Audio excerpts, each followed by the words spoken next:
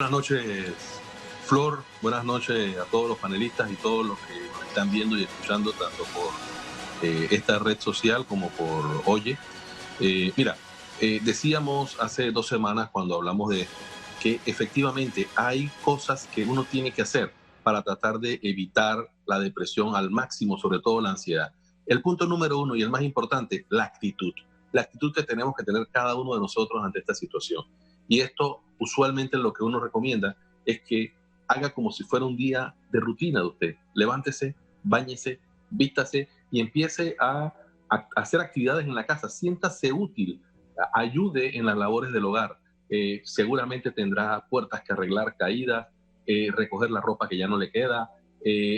Todos somos acumuladores. Ahora tiene tiempo para sacar esas cosas que pensó que un día iba a utilizar y que nunca utilizó y que las siguió guardando para poder botarlas. Pero sobre todo guarde ropa, porque mucha gente la va a necesitar después que termine esta pandemia. Y la otra forma, la otra estrategia que ayuda muchísimo a disminuir esto es socialice en familia y con sus amigos a través de herramientas como las que estamos usando en este momento. Pero es importante que se mantenga ese contacto con la gente, con temas propositivos, tratando de no hacer fake news ni de seguir para adelante noticias falsas y que crean ansiedad.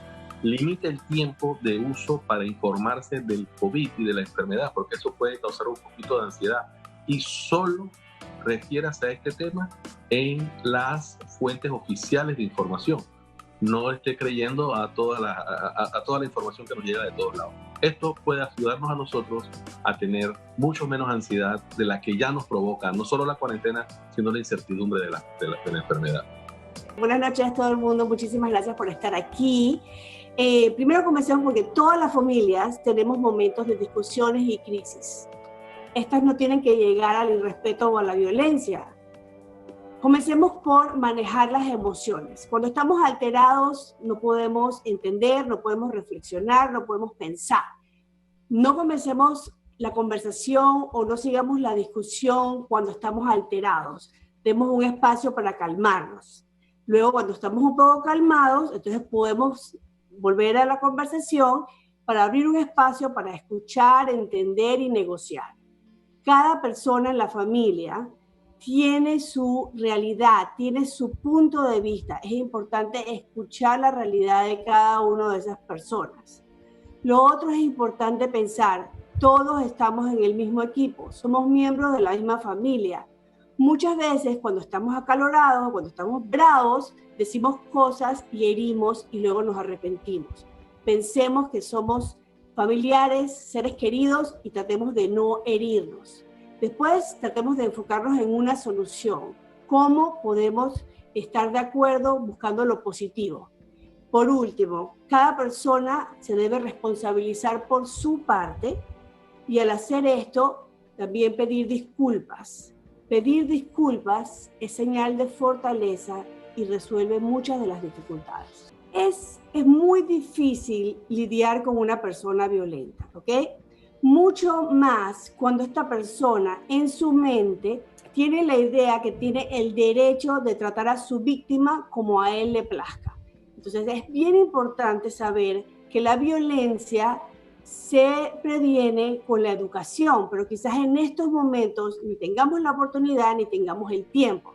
Entonces es importante que la persona conozca sobre el ciclo de vida, el ciclo de violencia y pueda identificar si está dentro de él, ¿verdad? Muchas veces las personas creen que esto es común y que es rutinario, que las personas las traten de esa manera. Es importante saber que la violencia no es normal, que la violencia no es culpa de la víctima y que la víctima no está sola, que pida ayuda.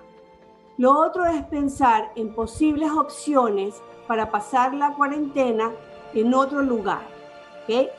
Si la persona no puede estar en otro lugar, es importante prevenir. Por ejemplo, cuando está todo en calma, guardar cualquier objeto que pueda servir para que la persona le pueda hacer daño. Es importante que mientras todas estas cosas estén guardadas en un momento de crisis, la persona se puede proteger. Lo otro es crear un plan de seguridad. hablar con familiares y amigos para ver si de alguna manera puede salir de la casa a buscar un lugar más seguro. Lo otro que es bien importante, si su vida y la de sus hijos está en peligro, recuerde que usted puede salir en cualquier momento, a cualquier hora y en cualquier día a buscar la seguridad que usted merece.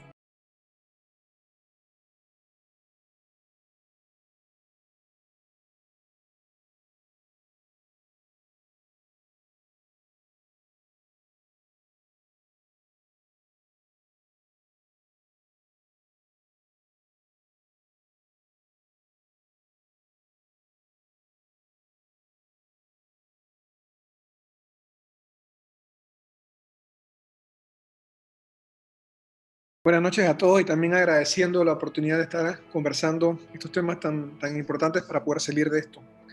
En cuanto a las relaciones, siempre ha sido un argumento muy claro, muy evidente, muy científicamente avalado la importancia de las relaciones para mantenernos emocionalmente estables. Quiero que en sus mentes tengan que hay relaciones de tres tipos, por hacerlo esquemático para el público. Relaciones muy cercanas, no tan cercanas y desconocidos. Todas son importantes. Con los cercanos a lo mejor puedo comentar mis emociones más íntimas, mis preocupaciones, mis nostalgias.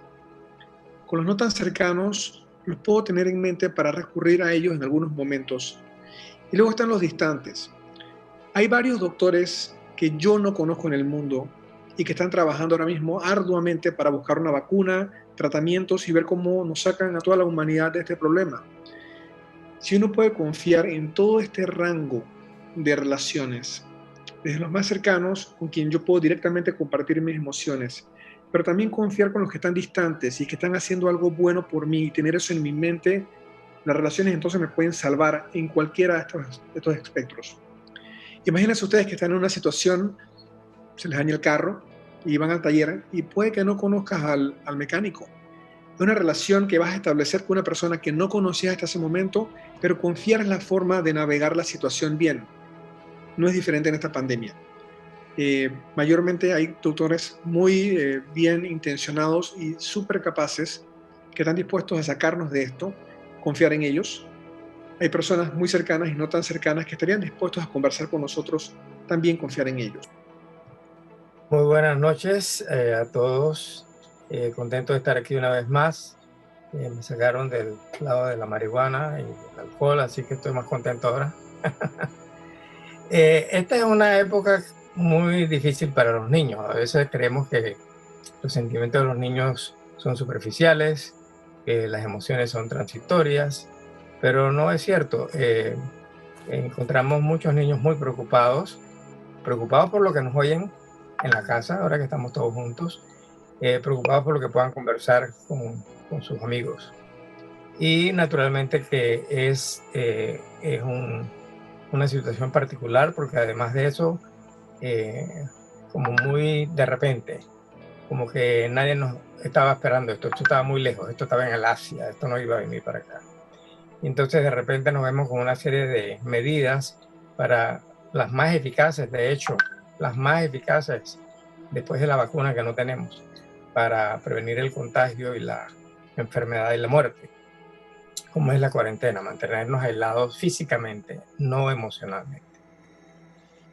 Y los tenemos en casa, ya no hay clases, hay escuela doméstica que en alguna forma se puede ver como una forma de distraerlos, pero además crea mucha ansiedad, incluso entre los padres y particularmente las mamás, que son las que están tomando el peso de la enseñanza en la casa. Se cambian las rutinas y el chiquillo se convierte en una persona retadora y oposicionista porque está muy confuso. Podemos pasar a la siguiente gráfica. En estas circunstancias, realmente lo que debemos hacer es hablarle a los niños con honestidad y ayudarlos a confortarse y conocer de ellos realmente qué es lo que les preocupa, porque lo que a los niños les preocupa a lo mejor no es lo que nos preocupa a nosotros. ¿Qué han oído? ¿De quién lo han oído? ¿Qué preguntas tienen al respecto de esto? Y que ellos se sientan todo el tiempo apoyados y que tienen dónde preguntar y dónde conseguir realmente las respuestas apropiadas. No podemos darle vueltas a las respuestas a los niños. Entre más vueltas le damos, es peor. Y si no sabemos una respuesta, pues digámosle, no conozco esa respuesta, voy a tratar de averiguar para contestártela en algún momento. Pero es muy, muy importante. Y lo otro es aceptarle al niño la ansiedad, los temores, la incertidumbre, así como la tenemos nosotros, la tienen ellos. No llamarles la atención porque tienen miedo, no estar molestos con ellos porque los aterroriza cualquier cosa. Y ser muy amables, sobre todo en el lenguaje que usamos para con los niños. Que en situaciones como esta también es difícil porque hay tanto estrés familiar y tanto estrés en el cuidado de todo de la casa, de que hay como poca tolerancia y poca paciencia para cosas que son repetitivas. Los niños tienden a repetir sus preguntas. Los niños tienden a volver a preguntar algo para buscar consistencia o porque no les quedó claro.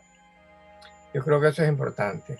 Lo otro es que el niño sí aprenda ciertas cosas que van a ser su estructura de vida en este tiempo y que conozca realmente por qué se hacen las cosas. Por ejemplo, sobre el lavado de las manos.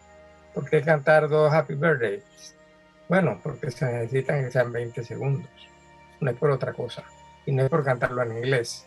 Es importante también que se le facilite una estructura y un horario consistente. Sus horas de trabajo, sus horas de juego, sus horas de descanso, sus horas de sueño. Son muy importantes tenerlas bien establecidas. Así como la mamá, a mí me encanta que la mamá dice, bueno, ya esta mañana hice todas mis rutinas, me vestí, estoy otra vez como si fuera para la calle, pero me voy a quedar en la casa así mismo. Los niños también pueden hacer exactamente lo mismo. Tenerlos todo el día en pijamas en la casa quizás no es lo más conveniente. Pero yo creo que sí es importante que el niño se sienta en muchos momentos del día, cuando ya se le han resuelto sus preguntas, de que él tiene control de lo que está haciendo y de lo que está ocurriendo.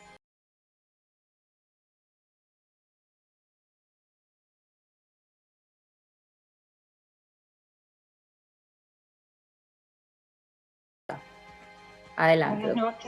Buenas noches, gracias por la invitación y por acompañarnos nuevamente. Primero tenemos que identificar qué es lo que siente el adulto mayor, cuáles son sus necesidades, cuáles son sus inquietudes. Luego que nosotros tenemos esto ya más claro, entonces vamos a poder conectarnos con ellos para armar juntos una rutina que implique su cuidado personal, que implique su alimentación, sus horas de sueño. Igualmente buscar actividades recreativas, actividades en donde puedan compartir en familia, buscar si pueden tener un rol o si algún rol que tenían previo a la pandemia pueden continuar realizándolo. Es importante que los cuidemos sin sobreprotegerlos para no generar una sensación de mayor vulnerabilidad o quitarle la independencia. Muchos de nuestros adultos mayores tienen muchas capacidades y pueden seguir siendo una pieza importante o una pieza fundamental en el desarrollo de las actividades a nivel familiar, así que también pueden ser momentos para poder conocer de ellos sus anécdotas, tiempos para conocerlos más, para compartir en familia, actividades recreativas como juegos de cartas, pintar, cocinar juntos, cualquier actividad que en ese momento sea de interés y sea de apoyo para la familia, va a ser importante.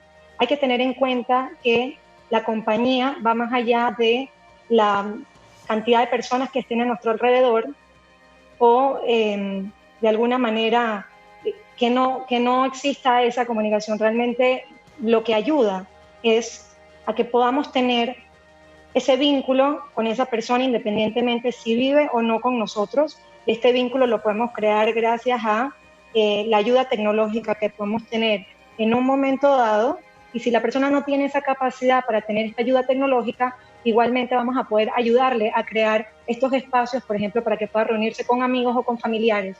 Si la persona no vive con nosotros, con mayor razón, tenemos que darle apoyo para estar en contacto con ellos, para involucrarlos en nuestro día a día, para preguntarles cómo están, mostrarles nuestro cariño, la importancia y el interés que tenemos en que ellos puedan sentirse bien y concentrarse bien en el momento o en el lugar en el que estén. E igualmente, estas llamadas telefónicas que parecen muy simples tienen una fuerza muy grande, un poder muy grande en poderse sentir conectados con nosotros. Así que lo más importante es que ese vínculo y esas relaciones las podamos establecer independientemente si están al lado nuestro o están en otro lugar. Tenemos que tratar de que ese vínculo permanezca y lo podamos fomentar. Gracias, doctora. ¿Qué pérdidas emocionales se dan durante esta pandemia y cómo responder a las de uno y a las de los hijos? Bueno, definitivamente son muchas las pérdidas que vamos a estar experimentando, que hemos ido experimentando desde el punto de vista de perder la cotidianidad, el día a día, la sensación de cómo vivíamos nuestra vida, la percepción que teníamos sobre el mundo, la sensación de control, la libertad. Y dentro de esto hay muchos proyectos o metas que teníamos en un principio puestos como si fuera algo para tratar de encontrar en el 2020. Puede ser que muchas de estas estén o postergadas o estén por el momento congeladas, por así decirlo, y genera mucha inquietud, mucho dolor, mucha incertidumbre. ¿Cómo va a ser mi último año escolar? Si estoy en el último año de colegio, los eventos, graduaciones, viajes, traslados. Así que vamos a ver que son muchas las pérdidas que podemos tener. Con relación a cómo responder a nuestras pérdidas, lo más importante es poderlas identificar, ver cómo me siento con estas pérdidas y tratar de ponerles nombre para poder hacer ese proceso de duelo y poder irlas sobrellevando poco a poco, sabiendo que cada persona vive sus duelos de diferente manera. No hay una manera que sea mejor o peor, pero definitivamente tenemos que darnos el permiso de poder sentirlo. Es decir, que tenemos que ser compasivos con nosotros mismos para podernos conectar y sobrellevar todas las emociones que se van despertando con la pérdida. Cuando nosotros vamos manejando esto, vamos llegando al punto de la aceptación, de realmente comprender y aceptar que esto es algo que se ha visto interrumpido o se ha visto cambiado, y de esta manera entonces poder tener mayor capacidad luego para concentrarnos en lo que sí podemos hacer en vez de quedarnos solamente en lo que no estamos pudiendo hacer. Con la respuesta con relación a nuestros hijos, es importante entonces que nosotros podamos escucharlos, que podamos validar sus emociones, que nosotros no juzguemos y que no le tratemos de quitar importancia al dolor o a la situación que ellos están experimentando como una pérdida. Debemos respetar sus tiempos, saber que ellos van a algunas veces querer hablar del tema y puede ser que otras veces no. Así que lo que tenemos que hacer es respetar los espacios para al mismo tiempo tratar de generar esos espacios para conversar con ellos y dejarles claro que nosotros respetamos si ellos en ese momento no lo quieren hablar, pero que estamos a su disposición para el momento que así lo quieran hacer. Así que la palabra clave va a ser aquí la empatía y el respeto por el espacio y su pérdida. Doctora, con las actuales medidas de seguridad impuestas por las autoridades, la familia se queda sin posibilidad de despedirse de sus seres queridos. ¿Qué podría recomendarle a los dolientes? Sí, es importantísimo poder hacer cierres porque esto nos va a ayudar a poder conectarnos con la emoción, con el dolor y poder hacer el proceso de duelo que mencionábamos anteriormente. Hay lo que llamamos los rituales simbólicos, que son pequeñas actividades que no estamos obligados a hacer y que no necesariamente tienen que hacerse inmediatamente. Se produce la pérdida, pero que sí se ha visto que ayudan mucho cuando tenemos la imposibilidad de poder hacer estos ritos o estas representaciones de cierre. Así que podemos hacer homenajes con los seres queridos. Hay muchas personas que lo han hecho a través de Zoom, en donde se reúnen con sus seres queridos y hablan un poco de la persona que ha fallecido, hacen minutos de silencio o crean un video con fotos y experiencias y anécdotas que pudieron compartir con este ser querido que ha fallecido. Escribir ayuda mucho, ya sea aquello que le hubiese querido decir y no le pude decir, o lo que estoy sintiendo en este momento y puede ser que lo quiera compartir en las redes o con familiares. Hay algunas personas que necesitan sentir que el mensaje se eleva al cielo y entonces uno de los rituales que se hace mucho es utilizar globos con helio, ya sea poner mensajes adentro o afuera del globo escritos y los lanzan al cielo como una forma de sentir que el mensaje llega al ser querido que ha fallecido. Igualmente caja de recuerdos, tener una caja o un espacio donde ponemos fotos o artículos que nos recuerdan a nuestro ser querido, como una forma de que cuando quiero tratar de sentir un poco su presencia o tener este contacto, digamos, de alguna manera, esta caja de recuerdos es una manera para sentir un poco esa cercanía. Y por último, el rincón del recuerdo, que es algo que se planea como buscar un espacio con el que nos podamos sentir cómodos en casa, en donde podamos poner o una fotografía o una vela o flores, en donde podamos acudir ahí, ya sea para llorar o para rezar o para incluso para hablar, Y es como una forma de simbolizar o de representar ese espacio y esa conexión que necesito para poder sobrellevar mi dolor y sentir que estoy teniendo la oportunidad de expresarlo de alguna manera. Lo importante es que independientemente si hacemos o no un ritual, o en qué momento lo hagamos, cuando estemos frente a un duelo es importante no tomar decisiones que puedan ser trascendentales en este momento, porque no sabemos realmente cuál es la emoción que está generando esa decisión y que probablemente no sea la más adecuada cuando no hay una regulación completa de la emoción. Doctora, y en esa misma línea, ¿cómo apoyar a un doliente ahora sin poder visitarlos? Sí, es importante saber que esto que estamos haciendo ahora, como una comunicación virtual o una llamada o mensajes, ya sean de voz o escrito, van a tener un impacto muy importante para el doliente. Cuando pasamos una situación dolorosa, siendo el duelo por muerte la situación más dolorosa por la que podemos llegar a atravesar en nuestra vida, sentirnos acompañados, queridos, respetados por el dolor que estamos sintiendo, va a ser algo que definitivamente nos va a dar la oportunidad de poder ir sobrellevando y poniéndole palabras al dolor. Igualmente, cuando el doliente recibe anécdotas de las personas que tuvieron la oportunidad de compartir con ese ser que ya no está, le genera mucha satisfacción y mucho confort por sentir que hay otras personas que también comparten momentos agradables y bonitos que incluso a veces el doliente no sabía que se habían experimentado con otras personas.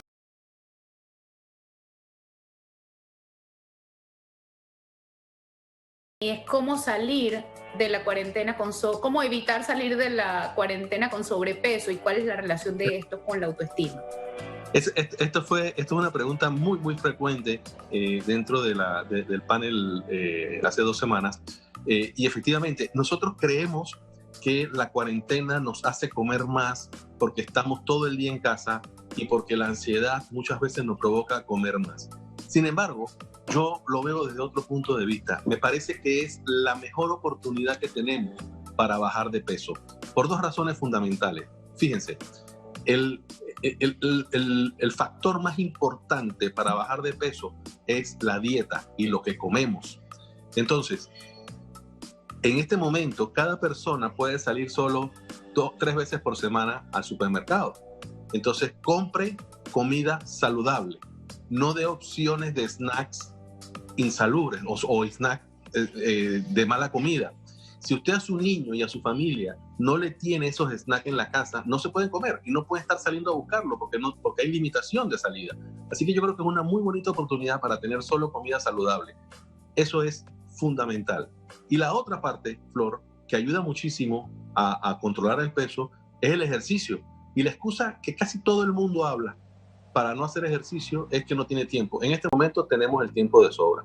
Unos consejitos a la gente cuando va a los supermercados a comprar comida. Número 1, no vaya a hacer supermercados nunca con hambre. Cuando uno va con hambre, compra más cosas de las que debería. 2, fíjese siempre en la etiqueta nutricional. 3 consejos rapiditos de la etiqueta nutricional. Los carbohidratos deben tener a máximo 50% de proporción.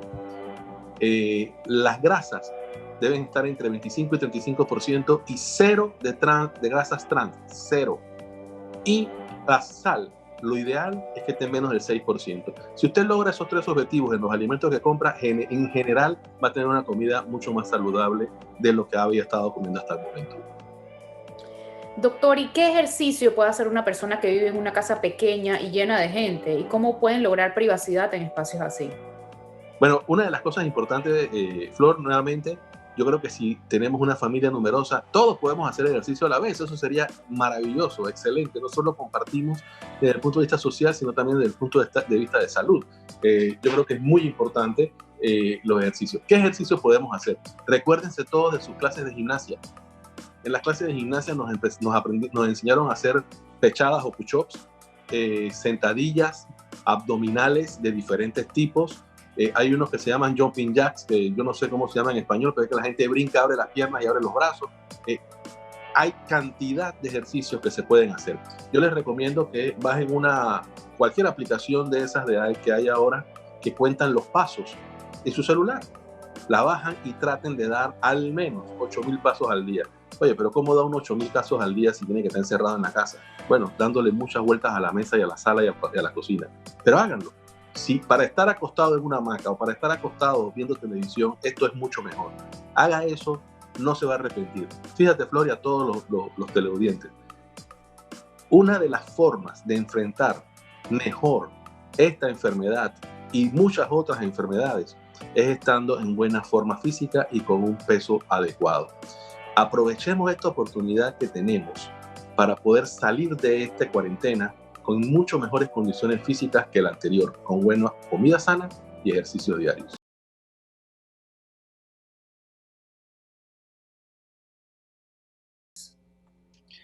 Bien, voy a empezar primero por decir que hay problemas emocionales que se generan durante la pandemia y luego converso sobre los que vienen después de la pandemia. Ciertamente estamos lidiando con una situación inusual y otra vez en forma esquemática les voy a describir 3 vertientes de lo que esta situación está implicando actualmente para todos. Por un lado, el temor a la misma enfermedad, al mismo virus. Por otro lado, las restricciones y la cuarentena impuesta casi mundialmente y todo lo que esto también implica emocionalmente para todos. Y tercero, que es curiosamente una ola que va a golpear un poco después, y es la económica. Y en un repaso de pandemias anteriores, es curiosamente la ola económica la que más levanta más problemas emocionales eventualmente y a la que más hay que tenerle cuidado. Actualmente, estas 3 vertientes ya están despertando reacciones en todos. Aquellos que ya tenían algún problema emocional antes de la pandemia se encuentran con toda esta situación que ciertamente les va a poner en riesgo para que se vuelvan a disparar todos sus síntomas. Eso es lo que ya tenían problemas emocionales desde antes. Estos requieren usualmente ayuda profesional. Para los que no tenían problemas emocionales desde antes, vamos a tener todos reacciones emocionales en este momento y tenemos que entender que son reacciones normales. Todos hemos tenido un insomnio, una preocupación, algún agobio, alguna tensión momentáneo.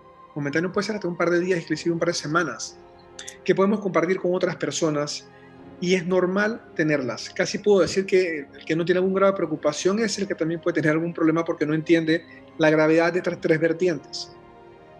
Dicho esto, entonces tengo que distinguir entre reacciones normales y a las reacciones que son el problema emocional per se. Una reacción normal es que es congruente con la situación, usualmente es contenida y una persona puede compartirlo con los demás y es navegable. Yo puedo seguir funcionando.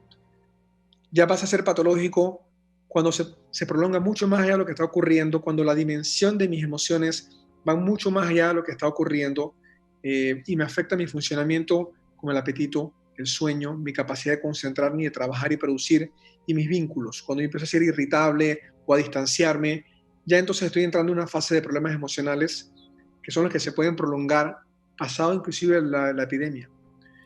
Dentro de estos problemas emocionales hay aquellos que nos pueden afectar a nosotros directamente, como la ansiedad y la depresión por todo lo que ocurre, pero también nos podemos volver violentos. Y esta es una ola que usualmente viene de los problemas económicos. Cuando empezamos a ver revueltas sociales y todo lo más por lo que ocurre, son problemas emocionales masivamente dándose por todos los temores que justamente causan la predicción de qué va a pasar con mi vida en el futuro.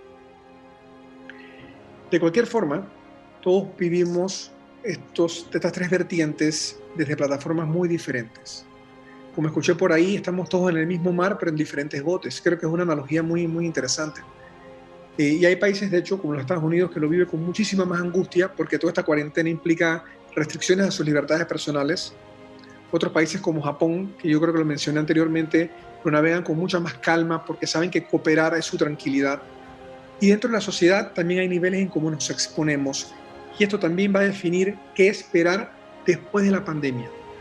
En corto les puedo decir que aquellos que han estado expuestos a estos 3 problemas, o económicos, o al confinamiento muy complicado, o a la enfermedad, son los que pueden quedar con problemas emocionales que siguen una vez pasada toda esta pandemia.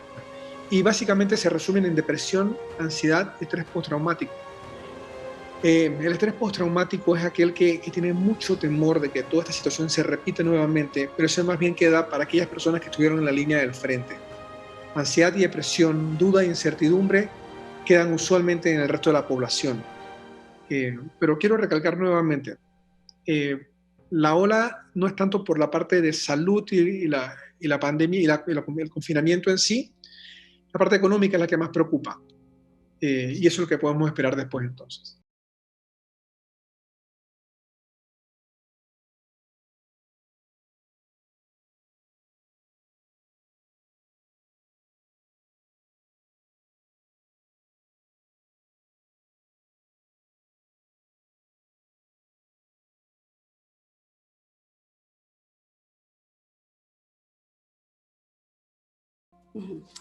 Sí, como todas las situaciones de riesgo, el tener un plan de acción para este momento es la clave para poder manejar la crisis suicida.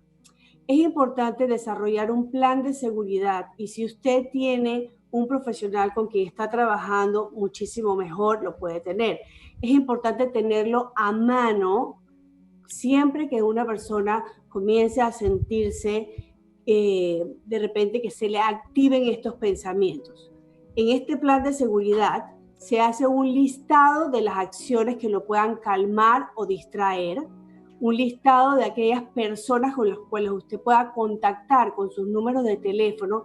En un principio que primero los puedan distraer y luego de repente si no está sintiendo calma con esta distracción, buscar ya sea familiares o seres queridos y profesionales que puedan ayudarlo a calmar estos pensamientos.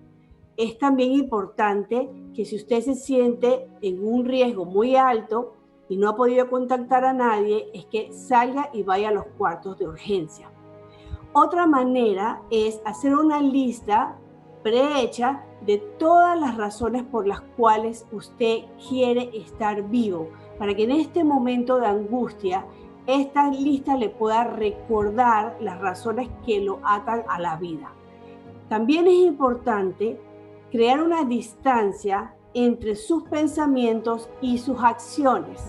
Trate de no quedarse solo y si usted está solo en la casa, trate de alejarse de cualquier método que usted pueda utilizar para hacerse daño.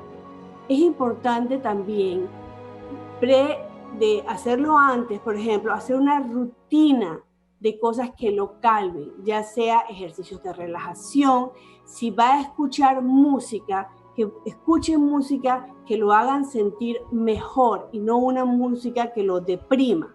También es importantísimo evitar tomar alcohol o cualquier tipo de drogas. Y lo otro, es importante recordar que la crisis es temporal. Gracias, doctora. ¿Y cómo podemos ayudar a un adolescente a que hable y comparta con las personas en la casa y más si está en riesgo? O sea, ¿cómo hacer para superar el miedo a hablar del tema? Es bien importante comenzar con decir que muchas veces estos adolescentes no tienen una relación de confianza con sus seres queridos, con sus padres o con sus hermanos. Es muy, muy importante tratar de desarrollar esta relación de confianza. ¿Cómo se crea esta relación de confianza? Primero, creando un espacio seguro, dejando que ellos hablen del tema que ellos quieren hablar. Muchas veces los padres queremos nosotros poner los temas. Para que un adolescente y hasta un niño quiera hablar, es importante que primero se sienta que es escuchado. Tenemos que escuchar las cosas más sencillas, muchas veces es de los temas que a ellos les interesan. Entonces, escuchar va a abrir un espacio de seguridad y va a crear la confianza suficiente para que ellos sientan, uno, que son importantes para sus familiares y segundo, que los padres no los van a atacar con lo que ellos están diciendo. Es bien importante crear esta seguridad, que los padres no lo van a como asfixiar o a ver solamente por sus dificultades. Este es un muchacho problemático o una niña dramática. Es importante que ellos sepan que van a ser escuchados con respeto y sin prejuicios. Lo otro es que no va a haber una consecuencia desagradable para ellos debido a esta conversación que ellos van a tener. Lo otro, es importante que el adulto también se mantenga abierto. Uno no puede pedir algo que uno no está dando Y lo otro, que el adulto también se haga responsable por sus propias emociones y por sus propias ideas. Gracias. ¿Y cómo diferenciamos cuando el riesgo suicida es manipulación y cuando no lo es? ¿Y cómo podemos darle seguimiento entonces a los pacientes en riesgo? Sí, mira, esta es una pregunta que sale bastante cuando hablamos de temas de riesgo suicida. Las personas dicen, ¿es que me está manipulando o es que verdaderamente está en riesgo? Yo quiero dejarles saber a ustedes que la diferencia entre una persona que nosotros llamamos que manipula y una persona que está en riesgo suicida es el motivo que los impulsa a hacer esta acción. Una persona que está buscando atención de un ser querido, de un familiar, una pareja, algunas veces se siente que no es escuchado y que no logra, ganarse esa atención. Y entonces su pensamiento se distorsiona y piensa que si hace alguna acción más intensa, por ejemplo, ya sea amenazar con hacerse daño o ponerse en un lugar de peligro, tiene la creencia que esto va a lograr llegar, que la otra persona lo pueda escuchar, ¿verdad? Eso sería lo que nosotros llamamos y hemos dado una connotación negativa de manipulación. La persona que está buscando atención porque lo necesita y siente que no la obtiene y utiliza acciones que lo ponen en peligro para lograr esa atención, también necesitan ayuda. Y es importante que ustedes estén claros que esa persona está en igual riesgo que la persona que tiene una conducta suicida. Gracias, doctora. Voy al doctor Rogelio Moreno y es, ¿qué pueden hacer los familiares para ayudar a los pacientes con trastorno al límite de la personalidad, bipolaridad, incluso esquizofrenia? Pregunta compleja. A ver, voy a aprovechar esta pregunta para ampliar un poquito sobre las relaciones, un tema que no sé si quedó claro para la audiencia. Las relaciones tienen esta ventaja, es que los seres humanos salimos de nuestras situaciones porque somos capaces de cooperar a gran nivel. Y relacionarnos justamente implica eso. Las relaciones tienen que tener dos componentes principales. Primero, una buena intención común en la que estamos todos alineados. Y la segunda es saber qué estamos haciendo. Eso nos sintoniza a todos conjuntamente para salir del problema. Dicho esto, entonces voy a la pregunta específica que me estás haciendo. Quizás muchos en la audiencia no saben qué es el trastorno límite de personalidad y tampoco saben muy bien qué es la enfermedad bipolar, y no voy a detallar mucho en ambas porque a veces inclusive para los expertos es difícil de diferenciar, pero ambas sí se caracterizan por emociones muy intensas y muy cambiantes. El tema con estos dos problemas entonces es que son personas que no se sincronizan muy bien con el resto del equipo, y este es el problema. Para las familias representan un reto. Y muchas veces estas enfermedades surgen porque en la familia ya hay un problema. Es muy importante que estén todos en la familia, especialmente en esta cuarentena, muy atentos al nivel de emociones dentro de la casa. Nada de retarnos, nada de herirnos. Si cuando estamos conversando alguna emoción sube, de una vez tenemos que retraernos para evitar que haya una escalada. Porque si una de estas dos personalidades, uno de estos problemas, bipolar o la personalidad, empiezan a escalar emocionalmente, ya bajarlos empieza a ser un poco complicado y se requiere la ayuda de un profesional. Así que tenemos que enfocarnos entonces, si en los hogares usuales tenemos que todos mantenernos sintonizados y muy sincronizados para cooperar, si en la familia hay una persona con trastorno bipolar o con problema limítrofe de la personalidad, con muchísima más razón tenemos que tener cautela de cómo las emociones suben dentro de la casa para mantenerlas muy, muy tranquilas. En el caso de la esquizofrenia, que también lo acabas de preguntar, igualmente hay que hacerlo, pero yo tengo que decir que sí es una enfermedad que requiere un manejo profesional ya de gran nivel. Pero nuevamente, una familia sincronizada y de emociones balanceadas los puede apoyar y los puede apañar, pero un profesional debe estar también caminando de la mano de estas personas. Doctor, ¿y qué recomendaciones para las personas que sufren de depresión y ansiedad y no tienen familiares cerca en la cuarentena? Están pasando esta cuarentena solos. Excelente pregunta también. Y me alegro que al inicio, con la primera pregunta sobre las relaciones, expliqué que hay relaciones cercanas, no tan cercanas y lejanas. ciertamente no tienen que ser los familiares quienes nos van a apoyar. De hecho, hay personas que están en familia y no se llevan muy bien entre ellos, y es un amigo el que acude al rescate. Así que con la tecnología podemos acercarnos a muchas personas. Ciertamente no hay nada como un abrazo y un contacto visual directo, escucharnos la voz en directo, pero a través de la tecnología por lo menos podemos intercambiar buena cantidad de información emocional y nos podemos sintonizar bastante a través de una conversación usando la tecnología.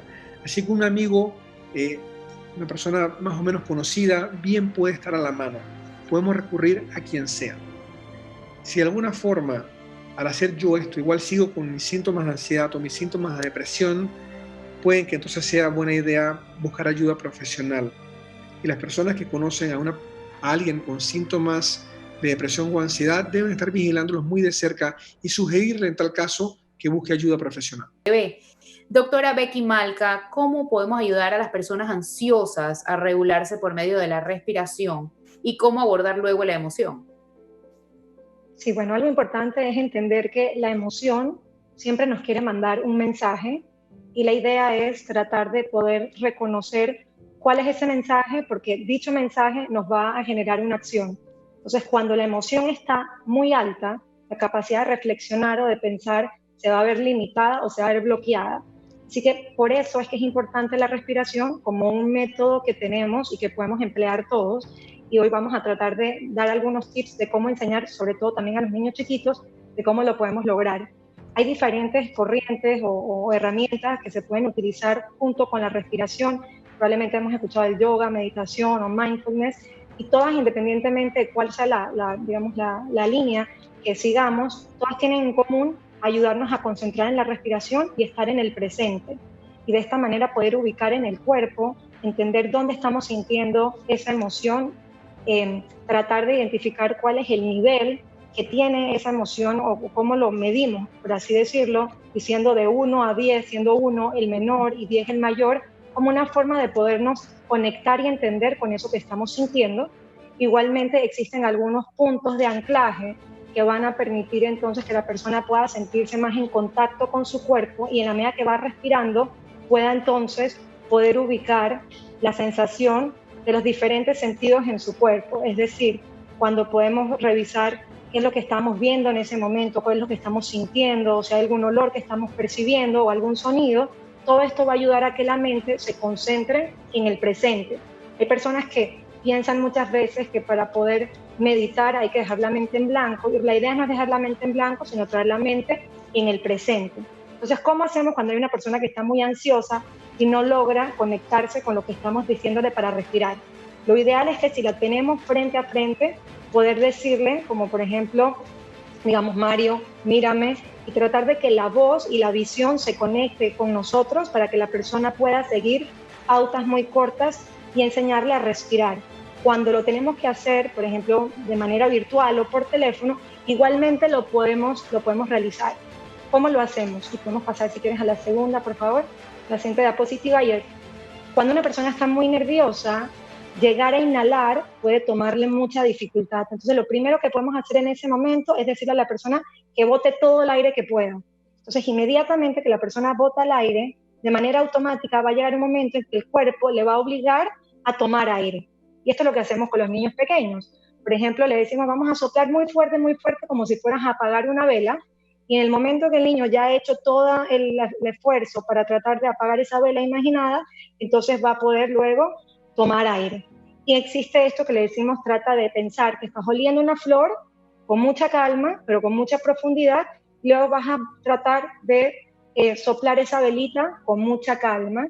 Igualmente, cuando tenemos burbujas de jabón o las podemos crear, son formas en que los niños pueden nuevamente soplar, y de esta manera, lo que les explicaba anteriormente, ellos van soplando y luego va automáticamente su cuerpo a hacer que entonces ellos puedan tomar aire. Poner las manos en diferentes lugares, diferentes corrientes dirán diferentes posiciones. Yo manejo mucho con los pacientes poner la mano, por ejemplo, en el corazón y la barriga, o en la frente y la nuca, y de esta manera es una sensación de contención, y hacemos esto en la medida que vamos respirando de manera profunda, justamente nuevamente como un anclaje, como algo que ayuda a sentir algo en que nos podemos sostener, o igualmente poner los pies sobre el colchón o sobre el piso, algo que nos ayude a sentir que hay una superficie en donde nos podemos contener y nos podemos sentir mucho más, digamos, en contacto o en contención. Y transportar a la persona mientras está respirando a un lugar seguro, que podría ser un lugar imaginado o real, esto va a ayudar a que la persona entonces poco a poco pueda ir bajando la intensidad de la emoción, se concentra en la respiración y por ende va a poderse sentir mucho más tranquilo y ahí podemos obtener luego paso a la reflexión. Doctora Bali, ¿cómo hacemos con las personas que no quieren recibir ayuda? Es otra pregunta que hemos recibido bastante cuando rompamos el silencio, ¿no? Con todos los prejuicios que tienen las enfermedades de salud mental, muchas personas viven con vergüenza el estar experimentando una de estas enfermedades. Otras personas temen que van a ser vistos con lástima o ser vistos como débiles. Lo otro es que muchas de las enfermedades de la salud mental, las mismas características de estas enfermedades hacen difícil que las personas puedan reconocer cómo se afectan sus relaciones y su diario vivir, ¿ok? Entonces, el camino a la aceptación de la realidad toma tiempo y uno puede ayudar de esta manera. Por ejemplo, escuchar para entender la realidad de la persona, no para opinar o dirigir la conversación. Es bien importante ponerse en el lugar de esa persona y no la haga sentir como si está loca o que está hablando cosas extrañas. También es importante comunicar esa intención de ayudar. Si la persona se niega a ir a terapia o se niega a tomar los medicamentos, usted puede decir cosas como: me duele mucho verte experimentar tanto dolor sin poder ayudarte. Usted puede decir: ayúdame a comprender cómo, qué te hace, qué te detiene a buscar esta ayuda. Trata de mantener la calma, sea paciente. Como les digo, es todo un proceso cuando la persona comienza a entender que le está pasando algo, supera un poco la vergüenza y el temor y acepta la ayuda.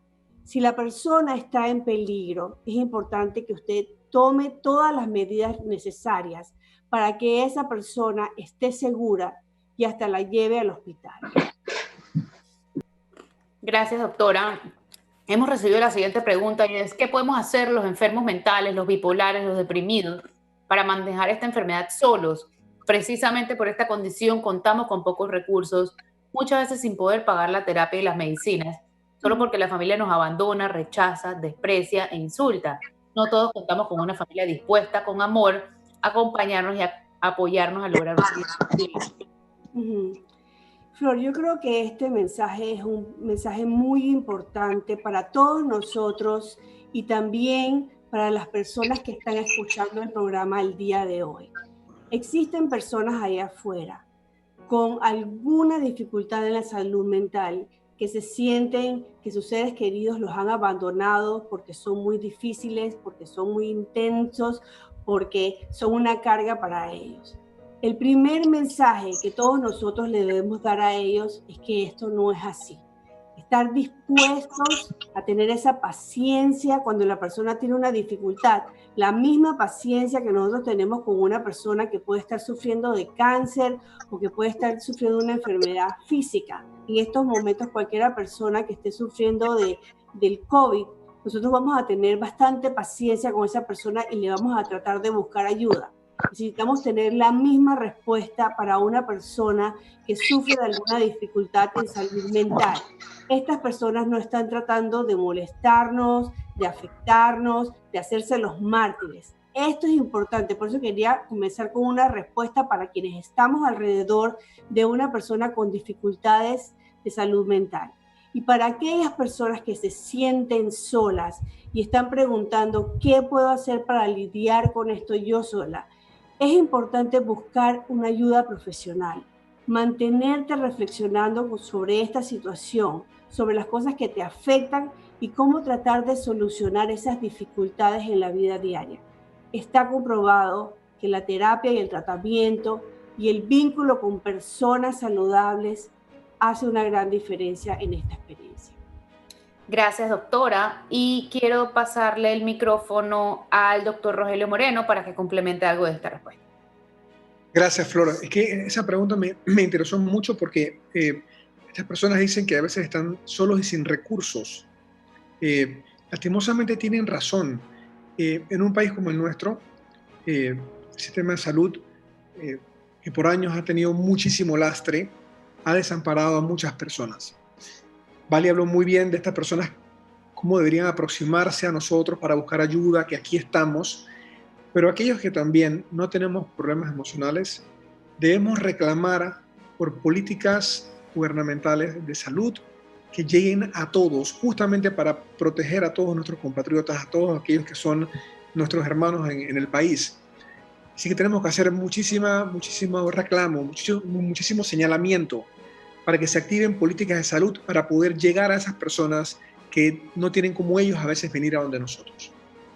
Gracias, doctor. Paso ahora el micrófono al doctor Pedro Vargas para la pregunta: ¿por qué una persona que usa sustancias está en mayor riesgo de adquirir el COVID y enfermar seriamente?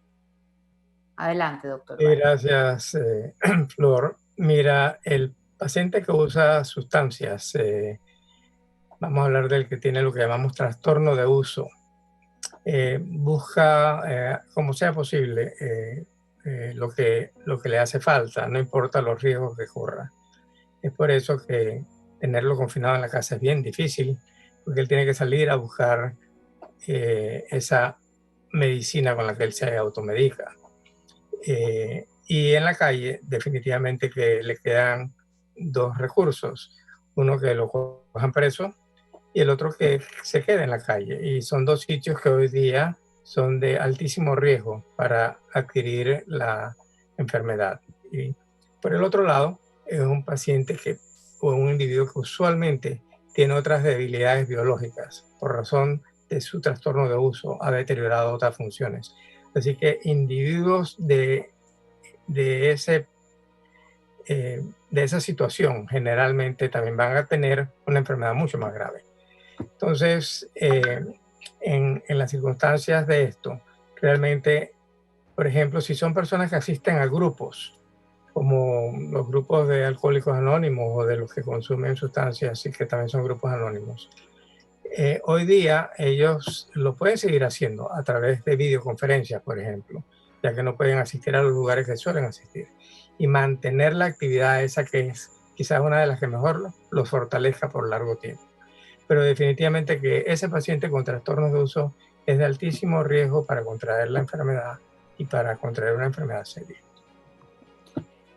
Gracias, doctor.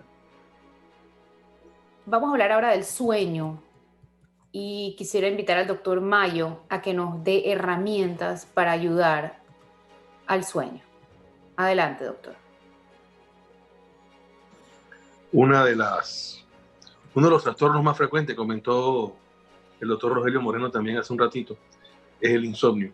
Yo creo que primero tenemos que tener claro que el insomnio puede tener muchas causas y eso es muy importante no perderlo de vista, porque hay enfermedades neuropsiquiátricas que pueden dar insomnio, hay medicamentos que pueden producir insomnio, el uso de drogas y trastornos de ansiedad, como ya hemos visto, que pueden producir insomnio. En esta situación de confinamiento, probablemente por la incertidumbre del tiempo que dure, por el problema económico posterior que también mencionó Rogelio, y por el chance y la posibilidad de coger la enfermedad, mucha gente tiene insomnios por ansiedad más que nada. Y hay algunos remedios caseros, no necesariamente medicamentosos, que uno puede utilizar para ayudarse y que probablemente ayudan a la mayoría de las personas porque son insomnios transitorios, no necesariamente un problema crónico debido a las causas que ya comenté anteriormente. Y una de las primeras cosas que uno usa o frecuentemente es la melatonina. La melatonina es una hormona que se secreta en el cuerpo y que se llama también, de hecho le llaman la hormona del sueño. Sus niveles sanguíneos suben abruptamente en las noches y eso es lo que concilia el sueño, y luego bajan y uno se despierta por otra hormona, usualmente un corticoide, pero los niveles de melatonina se mantienen bajos. Usar melatonina en las noches puede ayudar muchísimo a conciliar el sueño y no necesariamente es un medicamento que puede traernos dependencia posteriormente, así que eso es bueno. Y los niños usan mucho antialérgicos que producen mucho sueño. Se habla mucho de muchas cosas en las redes sociales y mucha gente que publica de todo, pero hay dos sustancias que tienen evidencia que ayudan a conciliar sueño, y son el té de valeriana y el té de lúpulo, que lo se puede hacer en la casa y ayuda significativamente. Pero Flor, hay algo que todos los seres humanos, los que sufren de insomnio y los que no sufrimos de insomnio, que tenemos que tener, y es la higiene del sueño. Esto quiere decir que uno tiene que tener cierta conducta para tener un adecuado sueño. Y paso a enumerar algunos de sus componentes muy sencillos, y es el horario. Trate de dormir a la hora a la que siempre se acuesta a dormir. Tiene que evitar dormir durante el día, sobre todo si usted tiene problemas de insomnio. Trate de no hacer siesta o trate de no dormir durante el día. No se acueste sin sueño. Si no tiene sueño, a pesar de que llega la hora a la que tiene que dormir, póngase a leer un libro, haga otra actividad que le provoque un poco de sueño posteriormente por cansancio probablemente, y entonces va a dormir. Fundamental para poder dormir adecuadamente, hacer ejercicio. Y aquí hay de dos tipos. El ejercicio aeróbico que tanto hemos hablado, o cardiovascular que tanto hablamos para todos los otros beneficios, bueno, también tiene beneficios para poder dormir adecuadamente.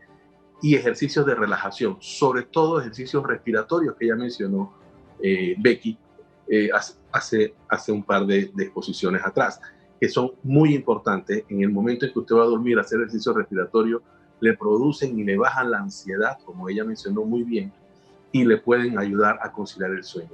Y otro punto sumamente importante, tenga un cuarto agradable para dormir, un cuarto donde entre la menor cantidad de luz posible en las noches, un cuarto donde usted pueda apagar sobre todo estas luces azules que utilizamos, lamparitas en la mesa de dormir, etcétera. Apague todo eso, trate de que el cuarto huela bien y de que el cuarto tenga inicialmente colores agradables que hagan que uno se sienta tranquilo al estar en esa habitación. Trate de no ver programas de televisión, sobre todo de guerra y de batalla, en el momento de que uno va a dormir, porque eso le puede subir y le puede provocar ansiedad y evitar que uno concilie el sueño. Estas últimas medidas, que se pueden llamar o se llaman higiene del sueño, es algo a lo que nos tenemos que acostumbrar todos para tener todos un sueño conciliador, reparador, y que nos vamos a dar cuenta de que el sueño fue reparador porque al día siguiente nos vamos a sentir descansados y productivos. Gracias, doctor. Le paso la palabra al doctor Rogelio Moreno, que nos va a complementar esa respuesta. Gracias. Sí, queda poco realmente hay que complementar luego de la excelente explicación que dio el amigo aquí. Todo muy bien detallado. Solamente un punto que se me ocurre. Quiero que sepan que el sueño es un fenómeno muy complejo. Aún no estamos muy claros la función completa que tiene para los animales que dormimos. Una ciertamente es descansar. Pareciera que para nosotros los seres humanos es como un poco reordenar y repasar ideas que tuvimos durante el día. Este argumento que estoy dando entonces refuerza lo que dice el doctor Mayo sobre la higiene. Hay que prestar mucha atención con qué emociones y con qué pensamientos nos estamos acercando a la hora de dormir. Porque si estamos muy activados, con preocupaciones y todo lo demás, es muy probable que eso se refleje en el sueño en algún momento durante la estructura de toda la noche y nos levante. Así que entonces, como un refuerzo otra vez, horas antes de que uno ya vaya acercándose a dormir, cuidado con sus emociones, cuidado con sus pensamientos, vincúlense de una forma más tranquila otra vez, que eso también nos puede ayudar. Gracias, doctor. A raíz de la pandemia hemos escuchado mucho la palabra resiliencia. Quiero pasarle la palabra a la doctora Becky Malca para preguntarle qué es primero y cómo podemos desarrollarla. Sí, resiliencia es una capacidad que tenemos todos para sobrellevar situaciones difíciles y hay muchas maneras de tratar de poderla desarrollar. Una de ellas es tratar de buscar otros momentos difíciles que hemos tenido en nuestra vida y qué hicimos para tratar de resolverlo. Eso nos va a dar una fortaleza de sentir que si ya pasé por una situación difícil, entonces esta voy a poderla pasar igualmente. identificar lo que tenemos en vez de quedarnos solamente con aquello que no tenemos, que justamente esto nos va a dar una sensación de mayor capacidad para poder sobrellevarlo, nos vamos a poder sentir mucho más optimistas. Igualmente, tratar de buscar un sentido, en vez de quedar solamente pensando por qué llegó el coronavirus a nuestra vida, también poder pensar, bueno, ¿para qué? Si esta situación ya llegó, ¿qué puedo hacer con ello? Y tratar de crear, de trascender, de ir más adelante y no quedarme solamente anclado en la situación que me está generando dolor o inquietud. Cuando establecemos relaciones sanas, que hemos ido hablando a lo largo del conversatorio hoy, hemos visto que son una herramienta de apoyo fundamental para cualquier situación, sobre todo cuando estamos en un momento de crisis. Poder sentir que tenemos personas a nuestro lado en quien podemos confiar y en que podemos apoyarnos va a ser clave para poder llevar cualquier situación que estemos presentando. Igualmente, la gratitud y el altruismo son fundamentales, tanto agradecer lo que tengo como agradecer todo lo que está pasando a nuestro alrededor y ver las crisis también como un momento para pensar con este para qué, cómo puedo ayudar, a quién puedo ayudar, de qué manera lo puedo hacer. Igualmente, el autocuidado. Si nosotros no nos cuidamos, va a ser mucho más difícil poder cuidar al otro, así que tiene que ser un momento para cuidarnos no solamente físicamente, sino también emocionalmente, ver qué pasa con nuestra salud mental y ver esto como una oportunidad para poder salir de nuestra zona de confort. Muchas veces vamos a descubrir que tenemos muchos dones o muchas habilidades que desconocíamos que teníamos y gracias a una situación crítica donde nos reinventamos, descubrimos entonces que tenemos muchas oportunidades para poder salir adelante y transformarnos de esa situación. Quiero pasarle la palabra ahora al doctor Rogelio Moreno que complementará esta respuesta. Gracias. Si se puede poner la diapositiva anterior, Alfonso, sería posible, porque es muy importante lo que estaba Becky recalcando, y quiero otra vez nada más como darle un poco más argumento a esta linda diapositiva. No sé si se podrá, Alfonso, la diapositiva sobre resiliencia. Muchísimas gracias. Miren la audiencia, estas anotaciones que hace Becky muy bien explicadas, identificar lo que tenemos, encontrar sentido, practicar el optimismo. Buenísimo. Hay veces en que no podemos hacerlo por nuestra propia cuenta, ¿sí? En esa de relaciones sanas es vital esa, porque a veces si no podemos nosotros desarrollar la resiliencia por nuestra propia cuenta, tenemos que buscar entonces ayuda de alguien que me ayude a identificar aquello bueno de lo que yo no me recuerdo, el sentido que yo solo no estoy encontrando y el optimismo que yo no estoy viendo. Por eso vuelvo otra vez al argumento de la importancia de las relaciones, inclusive para este tema de la resiliencia, que es vital. Poder desarrollarlo es vital. Nada más que estoy recalcando que las relaciones nos pueden ayudar también a desarrollarla cuando intentamos hacerlo y no lo podemos hacer por cuenta propia. Recurramos entonces a alguien más que nos ayude a cuidarnos, a identificar todo esto que Becky bien anotó aquí. Gracias. Gracias, doctor. Quiero pasar a leer preguntas que tenemos. ¿Cuál es su consejo para conseguir un terapeuta? Me sentí incómoda y juzgada por la última doctora con la que estuve trabajando. Doctor Moreno, el micrófono es suyo. Bueno, ciertamente tiene que haber un buen vínculo entre la persona que necesita ayuda y con quien él se sienta a conversar. Hay que tener cuidado con algo. Primero, ciertamente voy a estimular a esta persona a que busque una persona con quien se sienta en buena química.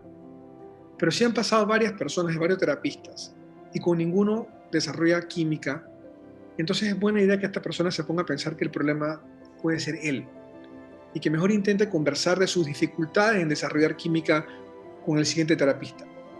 Pero ciertamente es vital que se encuentren cómodos. Doctor Moreno, ¿hay alguna evidencia neurológica de un cerebro con ideaciones o comportamientos suicidas? Que yo sepa, no hay un estudio en donde hayamos podido captar una ideación suicida o una emoción que me lleva a una ideación suicida.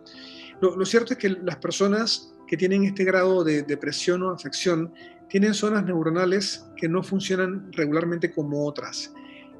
No puedo decir necesariamente que una persona con depresión y un compromiso de cierta área de su cerebro tiene una ideación suicida, pero sí puedo decir que está en riesgo de sentirse deprimida y de eventualmente desarrollarlo. Dicho de otra forma, la depresión es la que yo puedo identificar un poquito más, pero eso es investigación ahora mismo. hoy en día más que todo lo hacemos realmente es a través de la clínica y es lo más rápido además. Doctora Becky, ¿qué recomienda a las personas que no pueden ver a sus familiares cercanos porque están hospitalizados, incluso en UCI? Bueno, lo primero es podernos conectar con la emoción que estamos sintiendo. Definitivamente es doloroso no poder estar con la persona que queremos, pero el hecho de ya poderlo reconocer y de poderlo hablar es un paso importante para poder ir haciendo este duelo, digamos, o esta pérdida que genera el no poder tener contacto. Yo creo que es importante poder entender que hay un vínculo que es difícil de olvidar, y más cuando estamos en una situación de crisis. Realmente es cuando más sentimos la necesidad de podernos poner en contacto. Sin embargo, en este momento prima la seguridad, y por lo menos en nuestro país todavía tenemos esta pauta de que no podemos compartir con nuestro ser querido cuando está en un momento tan delicado. Sin embargo, poder hablar con un familiar o con un ser querido para podernos desahogar, para poder decir cómo nos sentimos. Igualmente, escribir lo que estamos sintiendo. Muchas veces no encontramos con quién hablar en un momento dado, y escribir puede ser una forma muy importante para poder sacar todos esos sentimientos que tenemos, que nos están generando tanta inquietud y tanto dolor. Quiero pasarle la palabra al doctor Pedro Vargas, y va alrededor de la cuarentena en los niños. Si usted recomienda levantar la cuarentena para los niños paulatinamente. Y por otro lado, en esta pregunta también le quiero pasar la palabra al doctor Mayo.